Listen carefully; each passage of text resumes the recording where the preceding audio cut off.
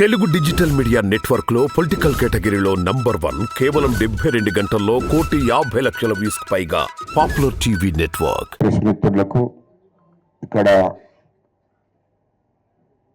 తెలంగాణ ఉద్యమ నాయకులకు మరి తెలంగాణ రాష్ట్ర వ్యాప్తంగా తెలంగాణ ఉద్యమానికి నాయకత్వం వహించినటువంటి పెద్దలందరికీ వేదిక మీద ఉన్నటువంటి మరి ఉస్మానియా యూనివర్సిటీ విద్యార్థి సమాజానికి నాయకత్వం వహించిన మరి ఉద్యమకారుడు మరి గౌరవనీయులు డాక్టర్ పిడమర్తి రవి గారికి, అదేవిధంగా కాకతీయ యూనివర్సిటీ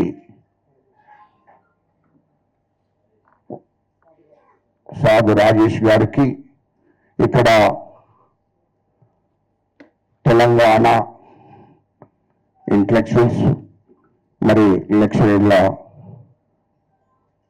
తెలంగాణ సమాజానికి నాయకత్వం వహించి ఉద్యమం ఎట్లా నడవాలనేది ఇది నడిపించినటువంటి మరి కత్తి వెంకట సమల గారికి, అదేవిధంగా తెలంగాణ ప్రజా సంఘాలకు ముందుండి నడిపించినటువంటి మా వెంకటేష్ గౌడన్న గారికి, మరి కరీంనగర్ జిల్లా నుంచి నాయకత్వం ఇచ్చిన సత్యన్న గారికి, మరి సురేష్ అన్న గారికి, అందరికి కూడా ఉద్యమానికి ముందుండి నడిపించినటువంటి పెద్దలందరికీ కూడా నా యొక్క ఉద్యమ నమస్కారాలు తెలియజేస్తున్నాను. అసలు యాక్చువల్గా ఈ మీటింగ్ పెట్టడం తెలంగాణ ఉద్యమకారుల ఒకసారి సమావేశం పరచాలి. ఎందుకంటే తెలంగాణ రాష్ట్రం ఏర్పడక ముందు 2008 నుంచి 2014 దాకా అనేక ఉద్యమాలు జరిగాయి. ఆ ఉద్యమాలకు నాయకత్వం వహించినటువంటి నాయకులు వీళ్ళంతా. మరి ఉద్యమాల కోసం, తెలంగాణ ఉద్యమాల కోసం ఎన్నో త్యాగాలు చేశారు. ఇవాళ 1200 మంది బిడ్డలు ఎస్సీ, ఎస్టీ, బీసీ, రెడ్డి సామాజిక వర్గానికి సంబంధించినటువంటి యూత్ చనిపోయాది, విద్యార్థులు చనిపోయారు. మరి మాజీ ముఖ్యమంత్రి కేసీఆర్ గారు ఇది 10 ఏళ్ళు భరించాం, అనేక సమస్యలు ఇంతకుముందు వెంకట సమని చెప్పాడు. తెలంగాణ రాష్ట్రం రావడం కోసమే, తెలంగాణ రాష్ట్రం వచ్చిన తర్వాత మాట్లాడుకుందామనే ఆ విషయంలో చాలా మంది పెద్దలు మాట్లాడారు. దయచేసి నేను దాన్ని వ్యతిరేకిస్తున్నప్పుడు, దాని మీద యుద్ధం జరుగుతున్నప్పుడు, తెలంగాణ ధరలను వ్యతిరేకిస్తున్నప్పుడు, కేసీఆర్ నాయకత్వాన్ని వ్యతిరేకిస్తున్నప్పుడు చాలా మంది మేధావులు కూడా గజ్జలకాంతంలో తొందరపడకు, ఎందుకంటే తెలంగాణ ఉద్యమం దెబ్బతింటది, ఇది అందరం కావలసినటువంటి ఉద్యమం, కరెక్టే, ఒక్కరిని వ్యతిరేకిస్తే వీళ్ళ దాంట్లో ఐక్యత లేదని చెప్పి అనుకుంటారనే ఒకే కారణం మీద నన్ను కంట్రోల్ చేయడం జరిగింది చాలా మేధావులు. దాని విషయంలో నేను అప్పుడు కొంచెం ఆలోచించవలసి వచ్చింది. ఆనాడు శ్రీకృష్ణ కమిటీకి రిపోర్ట్ ఇచ్చినప్పుడు కానీ ఇదంతా అప్పుడు ఉన్న ఉద్యమ నేపథ్యం. ఈయనలో సాగు నోట్లే అంటాడు, సాగు నోట్లే తలబెట్టిందట. ఎవరా సాగు నోట్లే తలబెట్టింది? ఇది 2014 నుంచి 2023 దాకా తెలంగాణ ఉద్యమకాలం నోరు తెరవకుండా బంధించి అనేక రూపంలో కేసులు పెట్టి అణిసివేసి ఎవరిని కూడా బయటికి రాకుండా చేసిన చరిత్ర. గతంలో నిజాం ఏ విధంగానైతే చేశాడో ఈయన ఈ 10 ఏళ్ళు కూడా మాజీ ముఖ్యమంత్రి కేసీఆర్ చేసినటువంటి కథ. నిజాం పరిపాలనప్పుడు ఎట్లా జరిగిందో మరో నిజాం వచ్చి 10 ఏళ్ళు తెలంగాణ ఉద్యమకారులను, తెలంగాణకు నాయకత్వం వహించినటువంటి నాయకులను, తెలంగాణ ప్రజలను నోరు వినిపించి ఒక్కవేళ బయటికి వస్తే వాడు ఎక్కడ ఏం చేస్తుందో అన్ని పట్టుకొని అలిసివేయాలి, లేకుంటే మనకు సపోర్ట్ లేకపోతే వాడిని తొక్కెళ్ళాను అని ఆదేశాలు ఇవ్వడం జరిగింది. అటువంటి దుర్మార్గమైన పరిపాలన జరిగింది 10 సంవత్సరాలు. ఇలా 10 సంవత్సరాల కాలంలో యువతకు, తెలంగాణ ప్రజలకు, మా మీడియా సోదరులు కూడా ఏదో సాగులోకి తలబెట్టిందట. ఎవరన్నాడు ఆ సాగులోకి తలబెట్టింది? మాకు తెలియదా? ఏ సాగులోకి తలబెట్టిందని మరి ఆయన కుటుంబాన్ని ఆయన చెప్పుకుంటుండో. తెలంగాణ ప్రజలు చెప్పడంలే, తెలంగాణ ఉద్యమకారులు చెప్పడంలే. ఇక్కడ వీళ్ళందరూ తెలంగాణ ఉద్యమకారులే కదా. కత్తి వెంకటస్వామి మరి పెద్దవాడు, అన్ని చూసిన వాడు. మరి ఇక్కడ వెంకటస్వామి మా వెంకటేష్ గౌడ్ కానీ ఇక్కడ మొత్తం మంది కూడా చూసిన వాళ్ళే. మాకన్నా ముందు చూసిన వాళ్ళు మరి ఒక్కడు కూడా అంటలేరే. ఏంటి సాగులోకి తలబెట్టింది? దొంగ దీక్ష పట్టాడు. కరీంనగర్ నుంచి బయలుదేరి సిద్దిపేట నుండి, సిద్దిపేట నుంచి వరంగల్కి వెళ్ళి, వరంగల్ నుంచి ఖమ్మంకు పట్టుకపోతే దొంగ దీక్ష పట్టాడు. ఇక్కడ నుండి అరెస్ట్ చేయగానే ఖమ్మంకు తీసుకుపోగానే అక్కడ ఇడ్లీ వరం ఉన్నది, జ్యూస్ తాగాడు. దాని తర్వాత ఉస్మానియా యూనివర్సిటీకి ఎప్పుడైతే ఉస్మానియా యూనివర్సిటీ విద్యార్థులకు ఎప్పుడైతే తెలిసిందో, శివరాత్రి మొదలుపెట్టిందో, అక్కడ మళ్ళీ కొంచెం వెనుకపోతే అప్పటికే తినేసాడు, అయిపోయింది. మళ్ళీ తెల్లవారంగానే అరే నా కొడుకులు శివరాత్రి చేస్తున్నారు, ఇదేం పోయి నన్ను చంపుతారా ఏంద్ర అని చెప్పి ఎంతకైనా మంచిగా తెల్లవారంగానే ఇంత టిఫిన్ తీసుకురారా, తొందరగా తినేద్దాము. అప్పుడు డాక్టర్ గోపి గారి ఖమ్మం ఆయన రాక ముందే తెప్పించుకొని ఏం చేస్తాం తినేసేయండి కదా, లేకుంటే పరిశాన్ అవుతుంది చెప్తే తిని మళ్ళా దీక్ష పెట్టాడు. ఏమయ్యా దీక్ష? ఈ దీక్ష గురించి బాధ్యలేదా? ఏం దీక్ష పెట్టాడు? ఎవరు చెప్పినాడు? సాగులోకి తలబెట్టినా, సాగులోకి తలబెడితే నువ్వు పుట్టులు వేసుకొని సావాలి తెలంగాణ కోసం. హరీష్ రెడ్డి పుట్టులు వేసుకొని సావాలి, ఎవరు కేటీఆర్ రెడ్డి పుట్టులు వేసుకొని సావాలి. మరి ఎవరు సాగలేదే? ఎవరు సాగులోకి తలబెట్టాం? ఇదేంటి? అక్కడి నుండి ఖమ్మం నుండి డైరెక్ట్ గా మన ఏది ఇక్కడ హాస్పిటల్, నిమ్స్ హాస్పిటల్కు ఎవరితో పైన చేయించుకున్నది? ఎవరితో పైన? కాంగ్రెస్ పెద్దలకు చెప్పించుకొని అరే మాజీ ముఖ్యమంత్రి కేసీఆర్ ఎప్పుడైనా అయినా ఇక్కడ నుండి నిన్న డైరెక్ట్ నిమ్స్కు తరలించాడంటే ఆ నుండి డైరెక్ట్ నిమ్స్కు తీసుకొచ్చాడు. నిమ్స్కు తీసుకొచ్చుకుని ఏం చేశాడు? గ్లూకోజులు పెట్టాడు, జ్యూసులు లాగాడు, ఇడ్లీ తిన్నాడు. ఆ నిమ్స్ డైరెక్టర్ ఉన్నాడు కదా, నిమ్స్ డాక్టర్లు ఉన్నాడు కదా, సాక్ష్యము. ఇది వాస్తవం కాదా? వాస్తవం కాబట్టి ఒకసారి చెప్పారు. రికార్డు ఉంది, కేసీఆర్ గారు రికార్డు ఉంది, మొత్తం అక్కడ రికార్డు ఉంది, సీసీ కెమెరా రికార్డు ఉంది. ఎందుకు పరిశోధిస్తున్నావు నువ్వు? ఇది ఆయన చేసిన దీక్ష. ఇళ్లలో దానితో రెచ్చగొట్టి హరీష్ రావు రెచ్చగొట్టి శ్రీకాంతాచారి మనస్తాపం చెంది అరే వీడు దొంగ దీక్ష చేస్తున్నాడు, ఇక్కడికి తెలంగాణ రాజు అని చెప్పి పెట్రోల్ పోసుకొని తగులు పెట్టుకున్నాడు. ఇది వాస్తవం కాదా? ఎవడు దొంగ దీక్ష చేసినాడు? వాడు దొంగ దీక్ష మూలంగా శ్రీకాంతాచారి చనిపోయాడు. దొంగ దీక్ష మూలంగా తెలంగాణ విద్యార్థులు యువత చనిపోయింది. ఇది వాస్తవం కాదా? ఎవరైనా దొంగ దీక్ష బట్టి నేను దీక్ష పట్టాను, నువ్వు దీక్ష పడితే తెలంగాణ ఓకే, నువ్వు దీక్ష పట్టే సంగతి తెలంగాణ ప్రజలందరికీ తెలుసు, ఉద్యమకారులందరికీ తెలుసు. అదేవిధంగా ఇవాళ తెలంగాణలో ఒక్కనాడు పార్లమెంట్ పోయి నిజంగానే తెలంగాణ కావాలని కొట్లాడిన చరిత్ర ఉందా? లేదు. 2001 పార్టీ పెట్టుకున్నాం. ఇవాళ మేము మీ దగ్గర ఇక్కడ ఏంటంటే ఆయన 2001 పార్టీ పెట్టుకున్నాడు. 2004లో కాంగ్రెస్ పార్టీ సోనియా గాంధీ కాళ్ళ మీద పడి పొత్తు పెట్టుకున్నాడు. అప్పుడు వైఎస్ రాజశేఖర రెడ్డి గారి కాళ్ళు వచ్చాడు, పొత్తు పెట్టుకొని పోటీ చేశాడు, గెలిచాడు, ప్రభుత్వంలో భాగస్వామ్యం అయ్యాడు. ఇది వాస్తవం కాదా? 2009లో తెలుగుదేశం పార్టీతో పొత్తు పెట్టుకున్నాడు. ఇది వాస్తవం కాదా? ఏంటి? కేసీఆర్ రాజీనామా చేస్తాడు, పోటీ చేస్తాడు.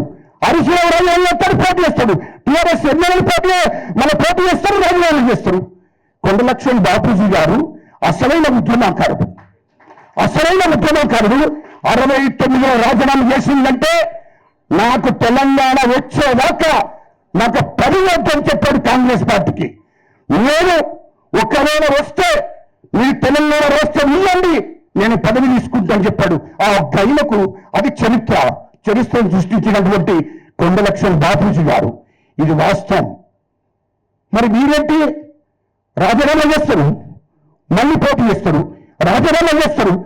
ఒకవేళ నిజమైన ఉద్యమకారుడైతే కొండలక్ష్మణ్ బాపూజీ లాగా రాజీనామా చేసిందంటే నేను రాష్ట్రం వచ్చినాక నేను పోటీ చేయని ప్రకటించాలి, చెప్పాలి.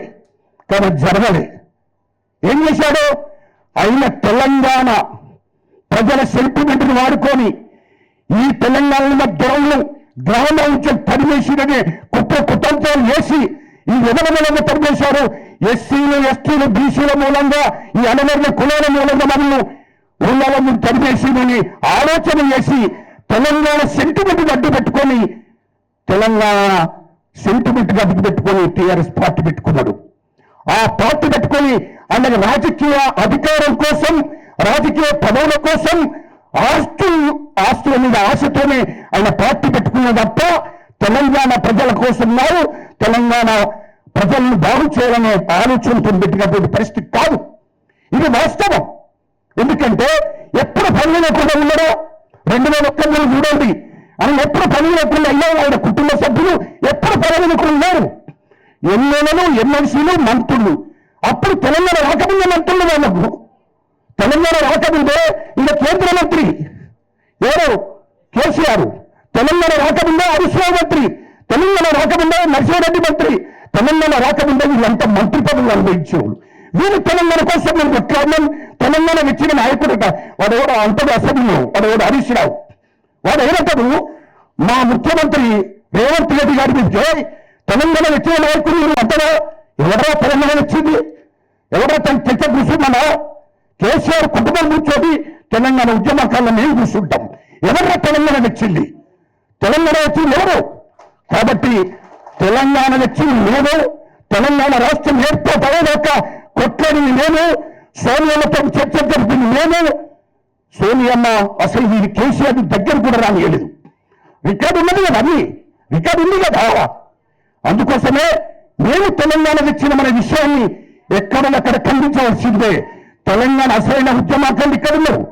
కత్తి వెంకట సమన్ లాంటి వాళ్ళు, రవిజంట్ లాంటి వాళ్ళు, ఇక్కడ వేదిక మీద కూర్చున్న పెద్దలు, కోదండరాలు కానీ, దయాకర్ కానీ, అక్కడ భిన్నయ్య కానీ, ఇంకా చాలా గ్రామాల్లో, మండలాల్లో, జిల్లాల్లో అనేక మంది ఉద్యమకారులు ఉన్నారు. ఈయనలో కాంగ్రెస్ పార్టీ, ఈయనలో అక్కడ బలరాం నాయకు, పొన్నం ప్రభాకర్ పార్లమెంట్లో స్పేస్ కొట్టారు. వాడు పడిపోయాడు. నీ ఎంపీ ఎవరైనా ఉన్నారు అక్కడ? నీ ఎంపీ ఎవరైనా ఉన్నారా పార్లమెంట్లో? అని చెప్పు. ఇక్కడ మా కొల్లపల్లి వెంకటరెడ్డి గారు మంత్రి పదవికి కిరణ్ కుమార్ రెడ్డికి చెప్పి రాజీనామా చేశాడు. నేను తెలంగాణ వచ్చాక నాకు అప్పుడు మంత్రి పదవి చెప్పి రాజీనామా చేశాడు. ఆ గదిని చరిత్ర అంటారు, గదిని త్యాగం అంటారు. ఎవరో చేసింది మరి? ఇవాళ దామోదర్ నరసింహన్న అప్పుడు డిప్యూటీ సీఎం కేంద్ర ప్రభుత్వంతో చర్చలు జరిపి ఖచ్చితంగా తెలంగాణ ఇవ్వాలని ఒప్పించి తెలంగాణ చేశాడు. ఇవాళ ఇక్కడ మా మంత్రి, ఐటీ మంత్రి గారు శ్రీధర్ బాబు గారు తెలంగాణ ఉద్యమకారులకు విద్యార్థులందరూ తెలుసు. తెలంగాణ ఉద్యమకారులకు ఎనుకుండి తెలంగాణ ఉద్యమాన్ని నడిపించాడు. ఎవరి మూలంగా తెలంగాణ వచ్చింది? ఎవరు తెలంగాణ వచ్చింది? వీళ్ళంతా ఎన్నుకుంది తెలంగాణ ఉద్యమాన్ని నడిపించారు. తెలంగాణ ఖచ్చితంగా కావాల్సిందని చెప్పి కేంద్ర ప్రభుత్వం మీద ఒత్తిడి తీసుకొచ్చారు. ఇక్కడ మా ఉద్యమ నాయకులందరికీ కూడా శ్రీధర్బాబు లాంటి వాళ్ళందరూ కూడా ఎన్నుకుంది మద్దతు చేయడం వల్ల తెలంగాణ వచ్చింది. అది గుర్తు పెట్టుకోవాలి. ఇవాళ మేము కాబట్టి తెలంగాణ వచ్చింది. ఎవరో మీకు తెలియదు తెలంగాణ వచ్చింది. మరి హరీష్ రావు అగ్గిపుల చూసింది కదా. మరి మీ కుటుంబంలో ఎవరు కావాలేదు? ఈ కుటుంబంలో ఎవరు కావాలేదండి? కవితలు మంచిగానే ఉన్నది, వాడు కేటీఆర్ మంచిగానే ఉన్నాడు, హరీష్ రావు మంచిగానే ఉన్నాడు, కేసీఆర్ మంచిగానే ఉన్నాడు, నలుగురు కూడా మంచిగానే ఉన్నాడు. మరి వాడు సంతోష్ మంచిగానే ఉన్నాడు. ఎవరికన్నా నాటు పెద్ద వలిగిందా? ఎవరికన్నా తుపాకీ పెద్ద వలిగిందా? ఎవరన్నా జైల్లో ఉన్నారా? ఏంటి మేము తెచ్చాము తెలంగాణ అని కాంగ్రెస్ ప్రభుత్వాన్ని బ్లాక్మెయిల్ చేస్తున్నారు నా కొడుకులు. కాంగ్రెస్ ప్రభుత్వాన్ని బ్లాక్మెయిల్ రాజకీయాలు చేస్తున్నారు. తెలంగాణ నేను తెచ్చినమంటే, నేను మా కేసీఆర్ ఉద్యమకారుడు అంటే టీఆర్ఎస్ పార్టీకి నాయకుడు అని చెప్పండి, మాజీ ముఖ్యమంత్రి అని చెప్పుకోండి. కానీ తెలంగాణ తెచ్చినమని హరీష్ రావు కానీ కేటీఆర్ కానీ కేసీఆర్ కానీ మేము ఉద్యమ నాయకులము తెలంగాణ వచ్చామంటే నాటికే ఘోషిస్తాం. జాగ్రత్త, ఖచ్చితంగా చెప్తున్నాము. ఒకవేళ ఇదే పరిస్థితి ఈ తెలంగాణ ఉద్యమకారులంతా కూడా మీ ఇంటి ముట్టడిస్తారని చెప్తున్నాం. జాగ్రత్త. మేము తెలంగాణ ఉద్యమ నాయకులమని చెప్పుకోకూడదు. మీరు టీఆర్ఎస్ పార్టీ నాయకులని చెప్పండి, బీఆర్ఎస్ పార్టీ నాయకులని చెప్పండి, నేను మాజీ ముఖ్యమంత్రి అని చెప్పుకోండి. కానీ తెలంగాణ ఉద్యమానికి నీకు సంబంధం లేదు.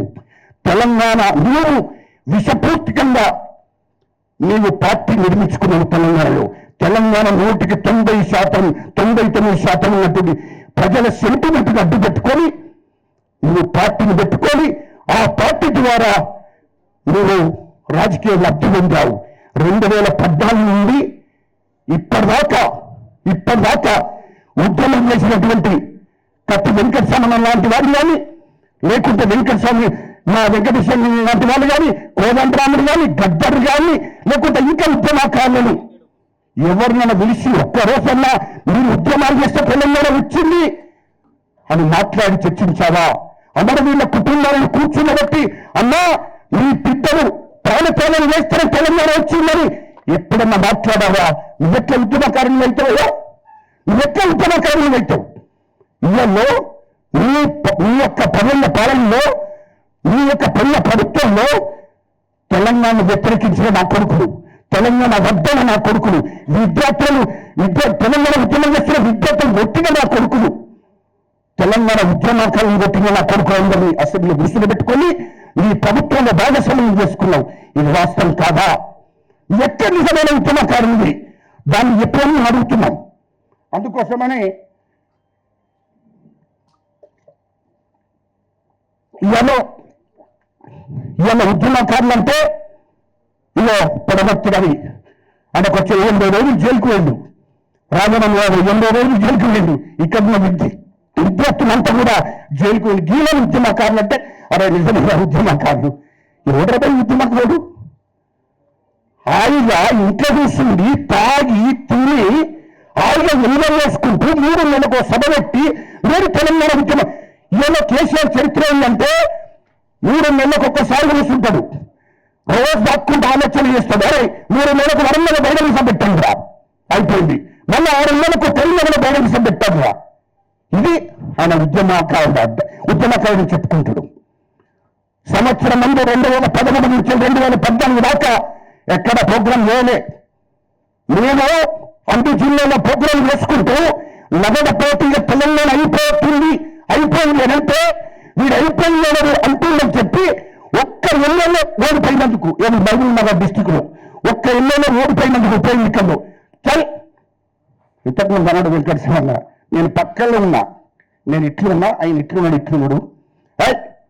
ఏంద్రా ఇంకో చెడ్డ మాట్లాడు, ఆ మాట మాట్లాడద్దు. ఏంద్రా పిచ్చుకుంటాడు నా కొడుకుల కోసం తెలంగాణ అంటే వీడేంద్రా, వీళ్ళు తెలంగాణను కాపాడుతుంది, వాళ్ళని నమ్ముకోవద్దు, అది అత్యంత రాకపోతుంది, అవసరం లేదు. ఎన్నెల్ని కూడా కొట్టింది తెలంగాణ ప్రజలు నమ్మకూడదు. 2-3 మాటలు విడిచిపెట్టాడు. అప్పటి నుండి 6 నెలలు ఇంట్లో నమ్మడు. తెలంగాణ వ్యాప్తంగా విరుక్కుంటా మేము ఉద్యమాలు చేశాం, బహిరంగ సభ పెట్టాం. ఎవరా చంద్రబాబు నాయుడు ప్రతిపక్ష పార్టీ నాయకుడు, ఎవరు ఒప్పించారు, ఎవరు మెప్పించారు, ఎవరు కేంద్ర ప్రభుత్వానికి లేఖిచ్చారు? చంద్రబాబు నాయుడు ప్రతిపక్ష పార్టీ నాయకుడిగా లేఖిస్తే తెలంగాణ ఇస్తామని కేంద్ర ప్రభుత్వం చెప్పాలి. మరి ఒప్పించారా? మేము ఒప్పించాం, జగన్ ఒప్పించాం, లేఖలు ఇప్పించాం, తెలంగాణ కేంద్ర ప్రభుత్వం మీద ఒత్తిడి తీసుకొచ్చాం. తెలంగాణ రాష్ట్రం వచ్చింది. చరిత్ర ఏదైనా ఉండదంటే తెలంగాణ ఉద్యోగ సంఘాలకు, తెలంగాణ విద్యార్థి లోకానికి తెలంగాణ ప్రజా సంఘాలు చేసి వీళ్ళందరూ కలిసి తెలంగాణ ఉద్యమం చేసి తెలంగాణ రాష్ట్రాన్ని తీసుకొచ్చారు తప్ప కేసీఆర్ తెలంగాణ తీసుకొచ్చిందనే మాట అసెంబ్లీలో వస్తే, కానీ అసెంబ్లీలో వస్తే వాళ్ళని బయటకు వచ్చినాక బట్టలు తీసుకొట్టాలి తప్ప. ఎప్పుడైనా హరీష్ రావు అంటే ఇదే బ్లాక్మెయిల్ చేస్తున్నాడు. నల్గొండ బహిరంగ సభ పెట్టాడు, ఈ బ్లాక్మెయిల్ చేస్తారు. ఏమయ్యా 2014 నుంచి 2023 దాకా నువ్వు తెలంగాణ ఉద్యమకాలను పక్కకు పెట్టి, తెలంగాణ ప్రజలను పక్కకు పెట్టి కాళేశ్వరం ప్రాజెక్టు కట్టి, కాళేశ్వరం ప్రాజెక్టు అనే పేరు మీద లక్షల కోట్లు చేశావు. దాని మీద నీతి నిజాయితీకి ఉన్న కాంగ్రెస్ ప్రభుత్వము ముఖ్యమంత్రి రేవంత్ రెడ్డి గారు విచారణ పెట్టి అక్కడికి పోదామంటే వీడు అక్కడికి రాకుండా నల్గొండ బహిరంగ సభ పెట్టాడు. అంటే తప్పుదో పట్టియడం కోసం మొత్తం బండారం బయటపడుతుంది. మేడిగడ్డ కూలిపోతుంది. అక్కడ లక్షల కోట్లు పెట్టిన ప్రజాధనం మొత్తం మోసం చేశాడు. కోట్ల రూపాయలు, వేల కోట్లు దోషేశారు వాళ్ళ కుటుంబం. అదేవిధంగా మిషన్ కాకతీయ, మిషన్ భగరత్వ అనే పేరు మీద అరిశిలవాడు మొత్తం పెట్టి తెలంగాణలో 5 జిల్లాలకు పూర్తిగా నీళ్ళు లేవు.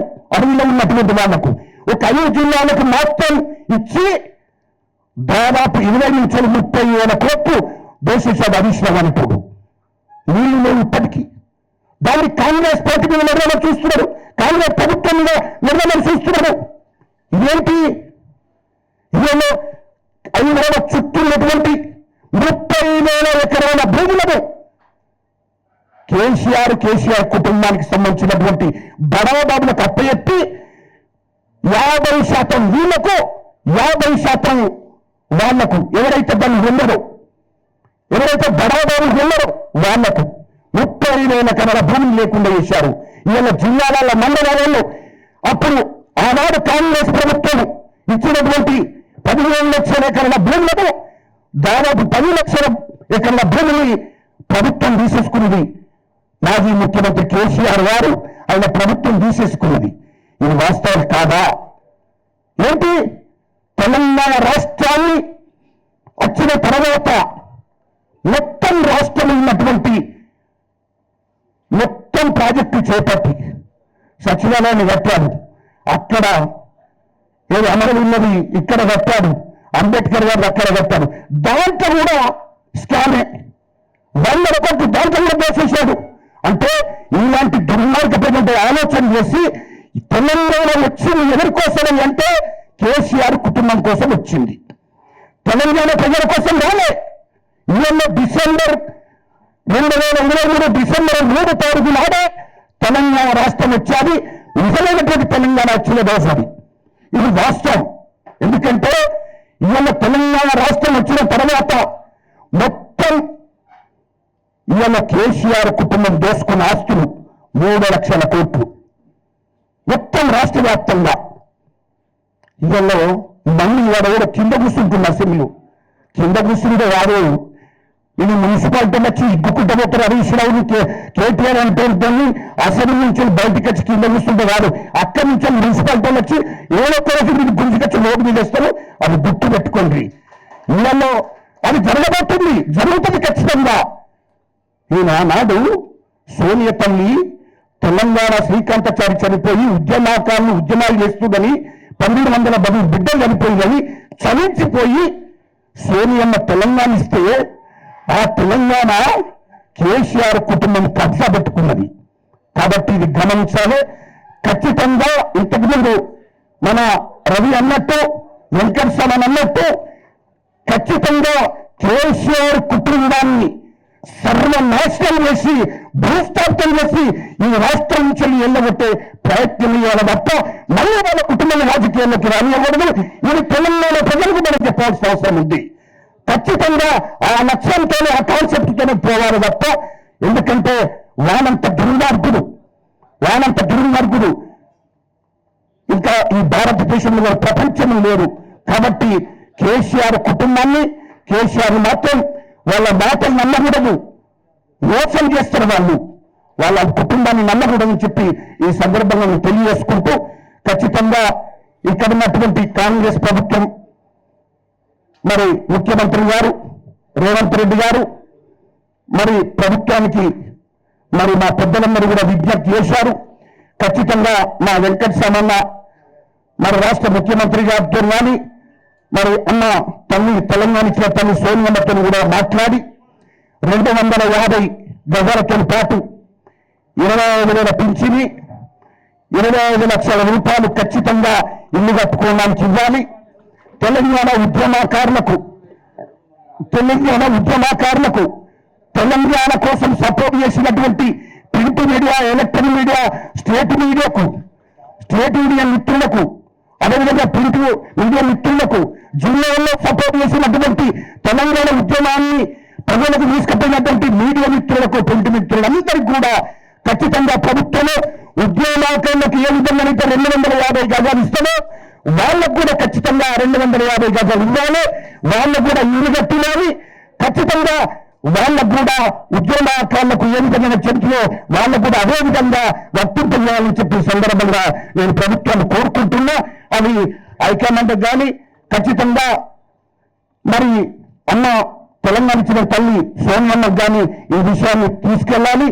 అదేవిధంగా ఖచ్చితంగా మరి వెంకట సామన్న గారు దీనిలో టైం తీసుకొని ఇది మన తెలంగాణ ఇచ్చిన తల్లి సోనియమ్మ గారి దగ్గరికి దాదాపు ఈ 25-26 తారీఖు నాడు మరి ఖచ్చితంగా ముఖ్యమైనటువంటి తెలంగాణ ఉద్యమకారులందరూ కూడా అన్నను తెలంగాణ ఇచ్చిన తల్లిని కలవడానికి, అదేవిధంగా ఇక్కడ రాష్ట్ర ముఖ్యమంత్రి రేవంత్ రెడ్డి గారికి కూడా కలవాలి.